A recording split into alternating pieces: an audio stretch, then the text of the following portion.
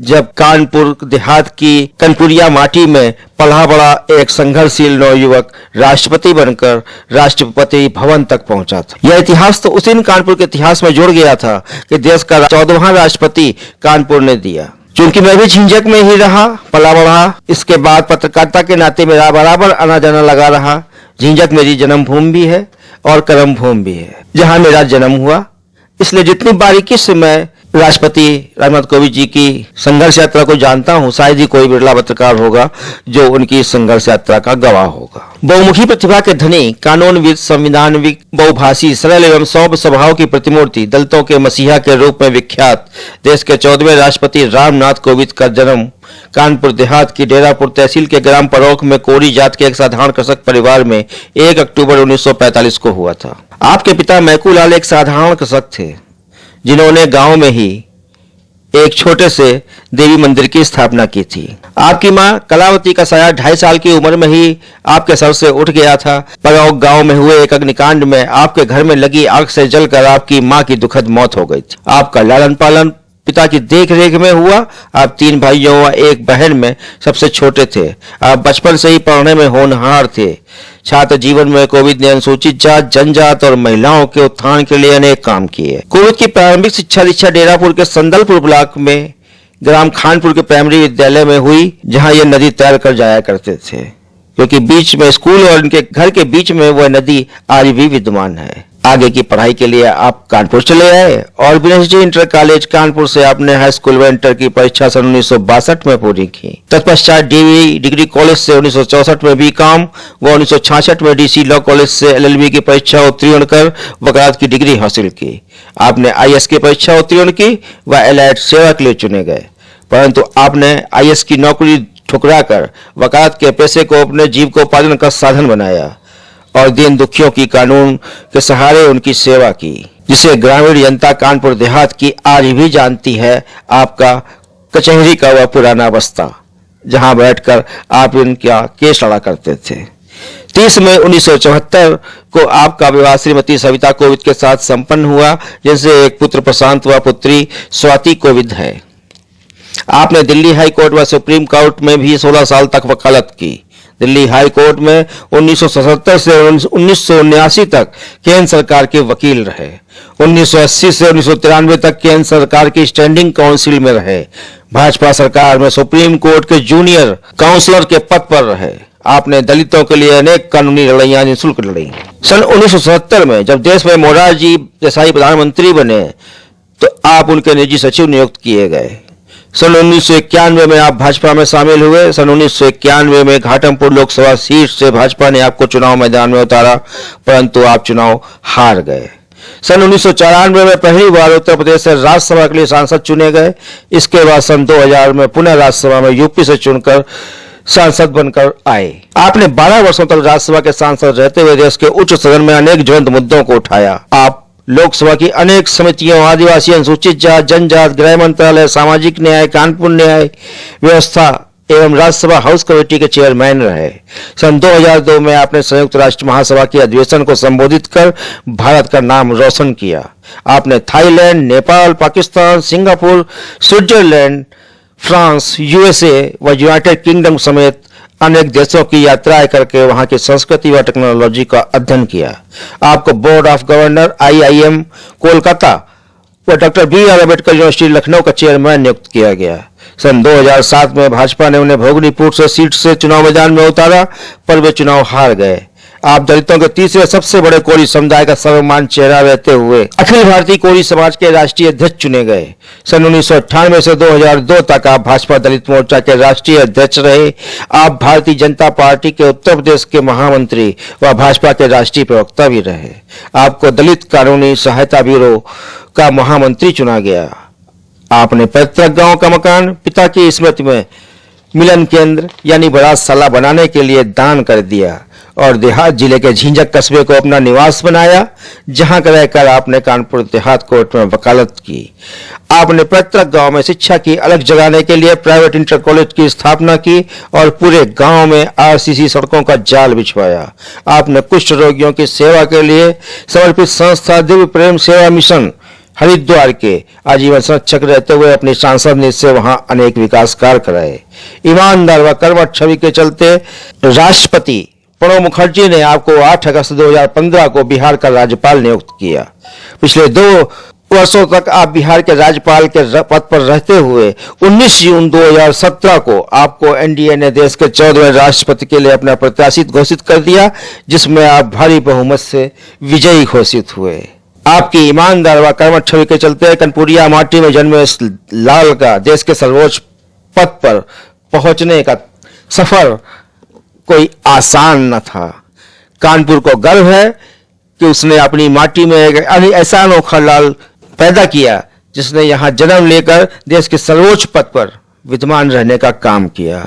यानी रामनाथ कोविंद कानपुर के इतिहास का एक दुर्लभ पन्ना है जिसे संजोए बिना इस यात्रा को पूर्णता नहीं प्रदान की जा सकती। डॉक्टर रामनाथ कोविंद 15 साल बाद आज कानपुर की यात्रा के लिए जब निकले तो उनके मन में 70 साल का इतिहास कौंध रहा था कि वे किससे मिलेंगे, क्या करेंगे, कहां जाएंगे, क्या क्या बातें लोग पूछेंगे, किसका किसका जवाब देंगे, क्योंकि उन्होंने आम माटी में रहकर आम माटी मानुष की पहचान बनकर जमीन से संघर्ष किया।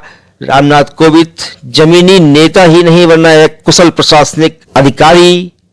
प्रशासकीय अधिकारी कह सकते हैं, जो आज देश के 14वें राष्ट्रपति के रूप में देश की सर्वोच्च पद पर आसीन है। कानपुर आप पर गर्व करता है। राष्ट्रपति की इस ऐतिहासिक यात्रा को सजोने के लिए रेलवे ने सफदरजंग नई दिल्ली रेलवे स्टेशन को दुल्हन की तरह सजाया संवारा था, जहां रेल मंत्री पीयूष गोयल स्वयं आपको शाम को विदा करने के लिए आए, क्योंकि आप अपने जन्म स्थान की पैतृक यात्रा पर निकल रहे थे। बतौर गोयल उन्होंने कहा कि इसे ऐतिहासिक बनाने में उन्होंने कोई कोर कसर नहीं छोड़ी है। और सच तो उन्होंने कहा, राष्ट्रपति को विदा करते समय पीयूष गोयल ने स्वयं ट्रेन से महात्मा गांधी की यात्रा करते का एक दुर्लभ चित्र दिखाया, जिसमें सरदार वल्लभ भाई पटेल आपके नीचे खड़े हैं। राजेंद्र प्रसाद के बाद शायद आप पहले ऐसे राष्ट्रपति हैं जो एक कनपुरिया माटी में पली बड़ी होने के बाद आज अपनी यात्रा पर निकला है। यात्रा पर कह लीजिए या अपने अतीत के उन सुनहले पल्लों को खोलने निकला है या फिर पुनः बांचने निकला है। आपको जानकर ताज्जुब होगा कि डॉक्टर रामनाथ कोविंद को रामचरितमानस की प्रत्येक चौपाई मुझ जवानी याद है। अपने गांव में ये अंताक्षरी प्रतियोगिता का नेतृत्व करते थे और हर चौपाई से ही विरोधी के उत्तर को ओम में जाकर समाप्त कर देते थे, जिसे हु कह लीजिए बड़ा बड़ा ऊ कह लीजिए, वह भी सार्थक है। तो कोविंद जी को आज तमाम यादें सताते हुए जिस समय नई दिल्ली के सफदरजंग रेलवे स्टेशन में विदाई दी, तो वह ऐतिहासिक क्षण उसी समय से शुरू हो गया था, जिसे आप समय का काल चक्र भी कह सकते हैं, क्योंकि समय का काल चक्र इंसान को कहां से कहां पहुंचा दे, इसका स्वर्णिम उदाहरण स्वयं डॉक्टर रामनाथ कोविंद जो आज इस यात्रा पर निकले थे। सफदरजंग रेलवे स्टेशन पर रेल मंत्री ने उनको उनकी पत्नी समेत ससम्मान विदाई की। इस मौके पर पूरी रेलवे स्टेशन को लाल कालीनों से बड़ी मनोहारी रूप से फूलों के गुलदस्तों सजाकर सजाया संवारा गया था, क्योंकि आज रेल मंत्री स्वयं राष्ट्रपति को उनके पैतृक स्थान की यात्रा के लिए विदा कर रहे थे। दिल्ली की फिजाएं भी पूरी तरह से चाक चौबंद थीं, क्योंकि राष्ट्रपति आज अपनी जन्मभूमि की ओर निकल रहा था। वायु मार्ग से हमारे एयरफोर्स के जवान तैनात थे, फील्ड मार्ग से हमारे मिलिट्री पैराफोर्स, एनएसजीस कमांडोज, अनेक सिक्योरिटी एजेंसियां 2 दिन पहले से ही कानपुर में सक्रिय हो गई थी, जिनके लिए होटलों में कमरे बुक करा दिए गए थे। इस महत्वपूर्ण ऐतिहासिक यात्रा को सफल बनाने के लिए विभागों ने कोई कसर नहीं छोड़ी थी। रेलवे स्टेशन में भी दर्जनों पंखे बदल दिए गए थे, हर चीज नए ढंग से संवार दी गई थी। आज कानपुर रेलवे स्टेशन भी हंस रहा था, कोविंद जी आप पहले क्यों नहीं आए, क्योंकि जितनी गंदी स्थिति से इस समय कानपुर सेंट्रल गुजर रहा था वह बड़ी दयनीय स्थिति थी। 2 साल से कोरोना यात्रियों के संकट के चलते और बंद पड़े स्टेशनों में आधे से ज्यादा इलेक्ट्रिक सामान खराब हो चुका है। शायद कानपुर सेंट्रल भी उसी तबाही से बचकर निकला है, लेकिन आज कानपुर सेंट्रल के दोनों तरफ दोनों भाषाओं में लिखे 3 बोर्ड साइन बोर्ड जगमगा रहे हैं। वे भी एक मंगल मनोहारी कामना के साथ राष्ट्रपति सपत्नीक रवाना होने से पहले एक पायलट ट्रेन को आगे चलाया गया, जो 110 किलोमीटर प्रति घंटे की रफ्तार से दौड़कर राष्ट्रपति का ट्रैक खाली कराती रही, क्योंकि आज महाराजा एक्सप्रेस में वाकई देश का महाराजा यात्रा करने के लिए निकल रहा था। राष्ट्रपति रूरा स्टेशन पहुंचे सबसे पहले, क्योंकि इस ट्रेन को सिर्फ 2 स्टेशनों पर रुकना था, पहला रूरा, दूसरा झिंझक। पहले स्टेशन पर राष्ट्रपति ने रुक के अपने परिचित लोगों से मुलाकात की, सभी का अभिवादन स्वीकार किया। राष्ट्रपति ने कुल 9 लोगों से व्यक्तिगत रूप से अलग से बात की, बाकी सभी का हाथ हिलाकर अभिवादन किया और 2 शब्द कहकर अपनी आगे की यात्रा पर रवाना हो लिए। झिंझक पहुंचने पर राष्ट्रपति का रेलवे की ओर से विशेष मंच बनाकर जनसभा का पूरा इंतजाम किया गया था। झिंझक में प्रदेश सरकार के पर्यटन मंत्री नीलकंठ तिवारी स्वयं मौजूद थे, जो प्रदेश सरकार का प्रतिनिधित्व कर रहे थे, क्योंकि मुख्यमंत्री योगी आदित्यनाथ सर्किट हाउस कानपुर पहुंच रहे थे, क्योंकि उन्हें इस रेलवे स्टेशन पर राष्ट्रपति की अगवानी जो करनी थी। ऐसे में दोनों तरफ घटनाक्रम बराबर घट रहा था। एक तरफ राष्ट्रपति का गांव, एक तरफ राष्ट्रपति की ट्रेन, एक तरफ राष्ट्रपति के सुरक्षा के इंतजाम। किसी में कोई विघ्न न आए, इसके लिए हमारी मशीनरी दिन रात जुटी रही। जिला प्रशासन कानपुर के सारे अधिकारी, चाहे वो मंडल स्तर के हों चाहे जिले स्तर के हों, सभी बराबर दौड़कर इस यात्रा को सफल बनाने के सारे वो इंतजामात कर रहे थे जो कोविद जी को चाहिए थे। झिंझक रेलवे स्टेशन पर पहुंचते ही commissioner doctor Rajshekhar, ADG zone Kanpur zone Bhanu Bhaskar व अन्य अधिकारियों ने रूरा में आपका स्वागत व सम्मान किया। रूरा से कोविद जी रवाना हुए। झिंझक में एक जनसभा का आयोजन किया गया था, जिसमें आपने लोगों को संबोधित करते हुए कहा कि आज मैं आप सबसे जन्मभूमि लौटकर वापस वह आशीर्वाद मांगने आया हूं जो आपने मुझको आज से कई वर्ष पूर्व दिया था। जनता उनके भाव विहल स्वर सुनकर कौतूहलपूर्ण मुद्रा में आ गई कि देश का राष्ट्रपति इतने सरल शब्दों में उनके सामने कैसी बात कर रहा है, जो आज देश के सर्वोच्च पद पर बैठा है। कोविद जी ने कहा, आपको लगता है मुझे 5 लाख तनख्वाहें मिलती है, लेकिन शायद आपको जानकर यह आश्चर्य होगा कि 5 लाख में 2.25 लाख रुपए भारत सरकार मुझसे टैक्स के रूप में वसूल भी लेती। अब आप भी बताइए मेरे पास कितना बचा। मुझसे अधिक तो यहाँ बैठे उन टीचरों की तनख्वाहें हैं जो सुबह शाम बच्चों को पढ़ाकर हमसे भी ज्यादा कमा रहे हैं। सरकार ने उनके वेतन इतने बढ़ा रखे हैं कि उन्हें कहीं दूर जाने की जरूरत नहीं। राष्ट्रपति ने यहाँ पर लोगों से कहा कि मेरे समकक्ष अधिकारियों व कर्मचारियों के वेतन मुझसे ज्यादा हैं। अब आप ही बताइए मैं कितना बड़ा रईस हूं। इस तरह से कोविद जी ने अपनी यात्रा को यहीं पर विराम देते हुए आगे के लिए रवाना हो लिए। कि मैं आप सबका आशीर्वाद लेने के लिए आया। इस झिंझक की धरती ने जहां मुझे उस राष्ट्रपति भवन तक पहुंचाया, गलियां याद हैं, ये स्टेशन के प्लेटफॉर्म याद हैं। घंटों में यहाँ प्रतीक्षा करता था ट्रेन के आने की। कुछ लोग आते थे हमें छोड़ने के लिए, और शुरुआती दौर में मुझे अभी पता नहीं, लेकिन जब मैं परोंक से खानपुर होते हुए इस रास्ते से जाया करता था तो यहाँ पर इस रास्ते से निकल करके एक मिठाई की दुकान हुआ करती थी। बहुत पुरानी बात है, अभी मुझे पता नहीं। बहुत मित्र, शुभचिंतक और जो मैं कहूँ कि जिनसे मैंने बहुत कुछ सीखा, जिनसे बहुत वर्षों से आत्मीयता थी, एक बाबूराम वाजपेयी जी, झिंझक के अतिरिक्त एक बड़े प्रतिष्ठित व्यक्ति हुए थे रसूलाबाद के रामविलास त्रिपाठी जी, वो भी अभी कुछ समय पहले हमें छोड़ के चले गए। आज मैं इन सभी पूर्ण आत्माओं को श्रद्धांजलि देता हूँ और ईश्वर से प्रार्थना करता हूँ उनके परिवार को इस क्षति को सहन करने की क्षमता दे, और उन्होंने जो हम सबके सामने आदर्श रखे हैं उन सब पर हम सबको चलने की प्रेरणा देती रहे। परोंक जाने का प्रोग्राम था, वो मातृभूमि है, जन्मभूमि है, और सबसे बड़ा विकास का कार्य जो मैं सुनता था आज मुझे देखने को भी मिला। दिल्ली से जो फ्रेट कॉरिडोर, उसका जो निर्माण कार्य हुआ है वो अत्यंत सराहनीय है। उसकी शायद कल्पना, चूंकि हम लोग सीधे उससे जुड़े नहीं हैं, उसके क्या क्या फायदे हैं, लेकिन जो व्यापारी वर्ग है वो समझता है। आज मैंने देखा संयोग से हमारे साथ में सुबह जब वहाँ सफदरजंग रेलवे स्टेशन से चले थे तो रेल मंत्री जी आए थे।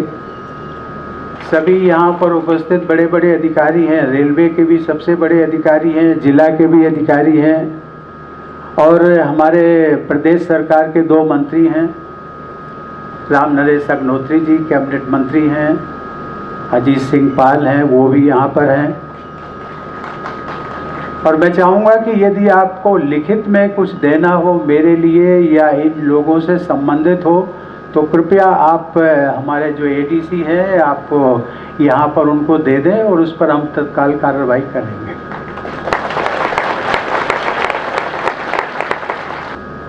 फिर भी कभी कभी होता है कि जिस धरती से मैं जुड़ा रहा, एक संघर्ष भरी कहानी है और सबके जीवन में संघर्ष होता है। वो संघर्ष अपने अपने प्रकार का होता है, लेकिन मेरी प्रबल इच्छा है, जो आज मैंने रेलवे का रास्ते में भी देखा, विकास कार्य देखा। चेयरमैन साहब, मैं आपसे गुजारिश करूंगा कि रेल मंत्री जी को मेरी बात जरूर पहुंचाएं, अधिक से अधिक सुविधाएं आप रेल यात्रियों को दे सकें, इसकी आप कोशिश करिए।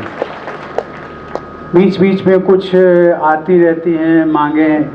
झींझक में लोगों का कहना है कि जब मैं सांसद था तब कई ट्रेनों का यहाँ ठहराव हुआ था, बीच में रुक गई, संभवतः कोरोना के कारण रुकी। लेकिन मुझे उम्मीद है कि जो ट्रेनों का ठहराव पहले था, रुकती थी कोरोना महामारी के पहले, वो धीरे धीरे सभी ट्रेनों का ठहराव यहाँ पर रिस्टोर हो जाएगा। कम से कम ये प्रोटोकॉल के कारण दूरी जरूर लगती है, लेकिन दिल से दूरी नहीं है। और वैसे भी देखा जाए तो आप भी नागरिक हैं, हम भी नागरिक। बस अंतर केवल ये है कि मुझे कहा जाता है कि देश का प्रथम नागरिक।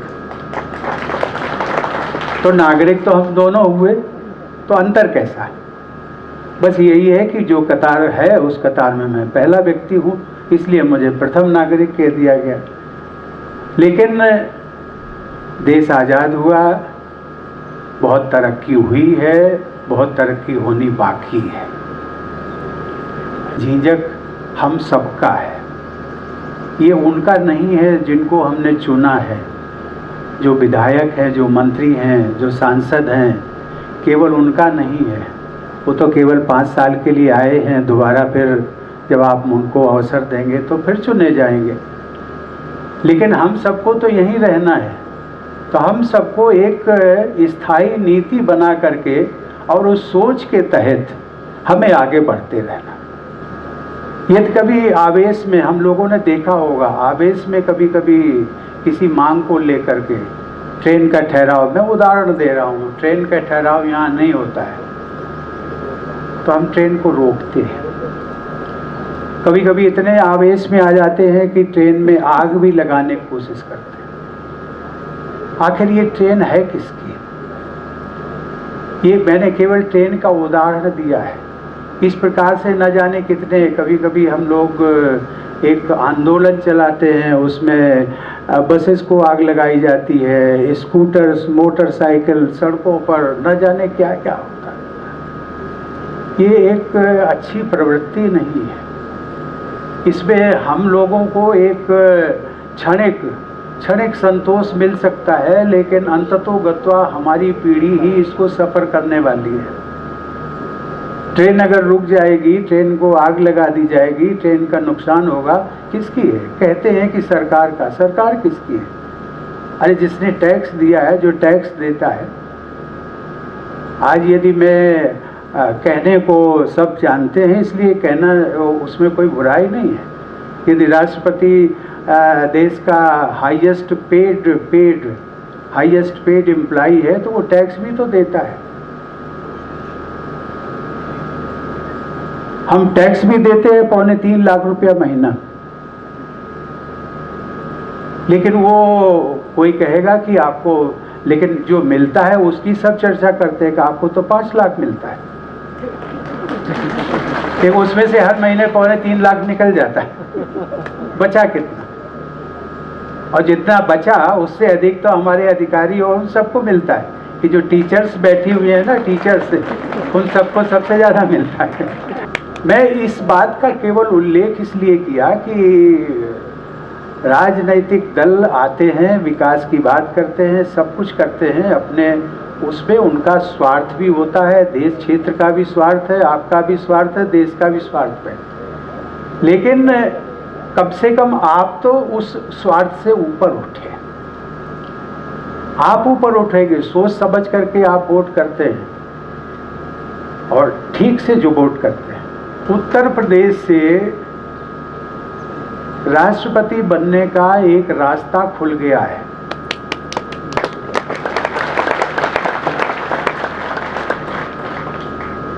ये संयोग है, उत्तर प्रदेश की धरती, उत्तर प्रदेश ने न जाने कितने प्रधानमंत्री दिए, लेकिन संयोग से कोई राष्ट्रपति नहीं हो पाया। इसलिए मैं कहता हूँ कि उत्तर प्रदेश की धरती की ये पुण्य है और आप सबका आशीर्वाद है जिसके लिए रास्ता खुला है। मैं तो आप सबको संकेत कर रहा हूँ कि जो आप लोग बैठे हैं या उत्तर प्रदेश के लोग बैठे हैं, कहीं न कहीं यदि आप अपने संघर्ष और कृतित्व, एक ऐसा अनुकरणीय कृतित्व लेकर के यदि आप चलेंगे तो आप कहां से कहां तक पहुंच सकते हैं। मेरी बहुत बहुत शुभकामनाएं, आप सबका मुझे आशीर्वाद मिला, मुझे बहुत प्रसन्नता है। और ये भी मित्रों बात सच है कि संयोग जब होता है, समय मिलता है, तब वो सब चीज़ें मिल जाती हैं और उसी के आधार पर मिलना भी होता है कि आप सब लोग स्वस्थ रहें, सुखी रहें।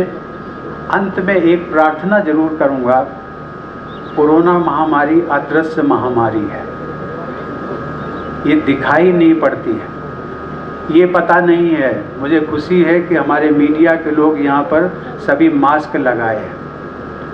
मास्क मत छोड़िए, घर में हो तो चल सकता है, घर के बाहर है तो मत अभी छोड़िए। अभी तीसरी लहर की बात आ रही है, अनसर्टेनिटी है, कुछ नहीं कहा जा सकता है, और हमें अपने को यदि सावधान रखना है तभी हम इससे बच सकेंगे।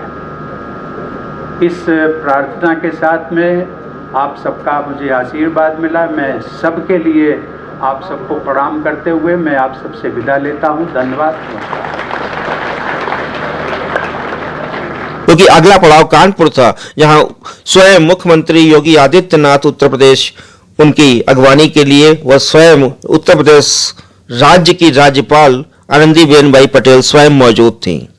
साथ ही कानपुर के विधायकों का कानपुर सेंट्रल पर अगवानी करने के लिए कैबिनेट मंत्री सतीश महाना, महापौर प्रमिला पांडे के साथ कानपुर के अन्य विधायकगण व जनप्रतिनिधियों का जमावड़ा भी था, जो आज इस ऐतिहासिक मंजर को देखने के लिए एयरपोर्ट से लेकर कानपुर सेंट्रल तक अपने कामों को अंजाम दे रहा था। राष्ट्रपति की ट्रेन तय समय से लगभग 7 मिनट लेट कानपुर सेंट्रल के प्लेटफॉर्म नंबर 1 पर पहुंची। इस ट्रेन का शेड्यूल शाम 7:55 बजे था, पर यह ट्रेन रात 8:02 बजे कानपुर सेंट्रल के तय प्लेटफॉर्म पर आई। 15 कोच वाली इस ट्रेन से राष्ट्रपति और उनके परिवार सहित 312 लोग सवार थे। इसके अलावा रेलवे, सुरक्षा जवान, अफसर और अन्य लोग भी शामिल थे। सेंट्रल स्टेशन को अवैध दुर्ग में तब्दील कर दिया गया था। कानपुर सेंट्रल पर ट्रेन को आने को लेकर सारी तैयारियां पहले से फिट थीं। राष्ट्रपति रामनाथ कोविंद शुक्रवार शाम को 15 कोच वाली शाही ट्रेन से कानपुर पहुंचे तो यहां राज्यपाल आनंदीबेन पटेल और मुख्यमंत्री योगी आदित्यनाथ ने साल भेंट कर उनका स्वागत किया, अंग वस्त्र पहनाए। वहीं राज्यपाल आनंदीबेन पटेल ने भी आपकी पत्नी को अंग वस्त्र से सम्मानित किया। आगवानी के लिए स्टेशन पर मौजूद अन्य मंत्री विधायक भी राजपथ से एक एक कर मिले। राष्ट्रपति जब कानपुर सेंट्रल के प्लेटफॉर्म नंबर 1 पर उतरे तो वह अपनों के बीच खास से आम हो गए। वहां स्वागत के लिए आतुर लोगों के बीच ऐसे घुले मिले कि मालूम पड़ा कि कोई उनके साथ का ही व्यक्ति आया है। प्लेटफॉर्म पर ट्रेन रात के 8-2 बजे जैसे ही पहुंची, राष्ट्रपति अपनी बोगी नंबर 1001 से 5 मिनट बाद उतरे। बोगी से एक सीढ़ी अलग से लगाई हुई थी जिस पर मैट बिछा हुआ था। उतरते ही उन्होंने हाथ हिलाकर सभी का अभिवादन किया। सबसे पहले राज्यपाल आनंदीबेन पटेल और इसके बाद मुख्यमंत्री योगी आदित्यनाथ ने उन्हें साल भेंट कर हाथ जोड़कर अभिवादन किया, जिन्हें उन्होंने स्वीकार किया। यह देख उनका सुरक्षा घेरा कुछ देर के लिए अपने आप हट गया ताकि सभी लोग आराम से मिल सकें। राष्ट्रपति के साथ देश की प्रथम महिला सविता कोविंद, बेटे प्रशांत कोविंद, बेटी स्वाति भी कानपुर पहुंची। 15 डिब्बों की इस विशेष ट्रेन के बीच में राष्ट्रपति और उनका परिवार था। आगे सुरक्षा कर्मी व पीछे रेलवे अधिकारी सवार थे। राष्ट्रपति से मिलने वाले 85 गणमान्य लोगों की सूची तय हो गई है, जिसमें आज वे कोविंद अपने सबसे करीबी शिक्षाविद, अधिवक्ता, समाजसेवी और जिले के कई गणमान्य लोगों से मिलेंगे। 1.5 घंटे में राष्ट्रपति सभी को 85 लोगों से मिलेंगे। 85 गणमान्य लोगों की सूची एसपीजी को पहले से प्रदान कर दी गई है। आईआईटी के निदेशक प्रोफेसर अभय करंदीकर, सीएसजीएम के कुलपति प्रोफेसर विनय पाठक, सीएसए कुलपति डॉक्टर डीआर सिंह, तिरंगा दत्ते निदेशक नरेंद्र शर्मा, कारोबारी सुनील सेठ, सिद्धार्थ सेठ, सर्जन डॉक्टर अंकुर गुप्ता, आरएसएस के डॉक्टर श्याम बाबू गुप्ता, संघ के क्षेत्र संघ चालक वीरेंद्र सिंह, सह प्रांत कार्यवाहक भवानी भीख तिवारी, अंगद सिंह, व्यापारी नेता मुकुंद मिश्रा, बाल अध्यक्ष बलजीत सिंह यादव, महामंत्री राकेश तिवारी, भानु प्रताप आदि राष्ट्रपति से मिलेंगे। पिछली बार की तरह राष्ट्रपति व प्रथम महिला अपने करीबियों और रिश्तेदारों को इस बार भी यादगार तोहफे देकर जाएंगे। इसके लिए वह दिल्ली से बहुत सारे गिफ्ट साथ लेकर आए हैं। वह 2 गाड़ियों में सामान लाए हैं। राष्ट्रपति का परिवार काफी बड़ा है, ऐसे में पहली बार अपने गांव परोक्ष जा रहे हैं, इसलिए राष्ट्रपति व उनकी पत्नी सविता कोविंद को देने के लिए सभी को कुछ न कुछ देने के लिए लेकर आए हैं। कानपुर सेंट्रल स्टेशन के कैंट साइड पोर्टिको में राष्ट्रपति ने लगभग 10 मिनट तक खड़े खड़े ही राज्यपाल और मुख्यमंत्री से वार्ता की। उन्होंने मेयर प्रमिला पांड्या से नगर निगम सदन संचालन के बारे में पूछा। सांसद सत्यदेव पचौरी से उनके स्वास्थ्य के बारे में पूछा। सांसद देवेंद्र सिंह भोले दूरा से ही उनके साथ सवार हो गए थे, जिन्हें राष्ट्रपति ने नाम लेकर पुकारा और बात की। राज्यपाल और मुख्यमंत्री उन्हें सर्किट हाउस तक छोड़ने गए। राज्यपाल बाहर से ही लखनऊ चली गई, जबकि मुख्यमंत्री महामहिम को सर्किट हाउस में उनके स्वीट तक पहुंचाकर लखनऊ को रवाना हुए। शनिवार को राष्ट्रपति कानपुर के अपने बीमार दोस्त को देखने और बचपन के मित्र कृष्ण कुमार अग्रवाल से मिलने उनके घर जाएंगे। वह काफी समय से बीमार चल रहे हैं। कपड़ा कारोबारी कृष्ण कुमार अग्रवाल से राष्ट्रपति की बचपन की दोस्ती है। सर्किट हाउस से ही शनिवार को राष्ट्रपति आज उनके घर उनसे मिलने जा रहे हैं। सर्किट हाउस के स्वीट नंबर 5 व 6 में राष्ट्रपति और उनके परिवार को ठहराया गया है। बेटी स्वाति सर्किट हाउस के कमरा नंबर 4 में रुकी हैं। बाकी अन्य कमरों में करीबी स्टाफ के लोग ठहराए गए हैं। कमरे व सर्किट हाउस के बाहर भारी पुलिस बल तैनात किया गया है। देर रात 9:45 बजे राष्ट्रपति खाना खाने के बाद विश्राम को चले गए। उनके परिवार के लोग भी करीब 10 बजे तक सो गए थे।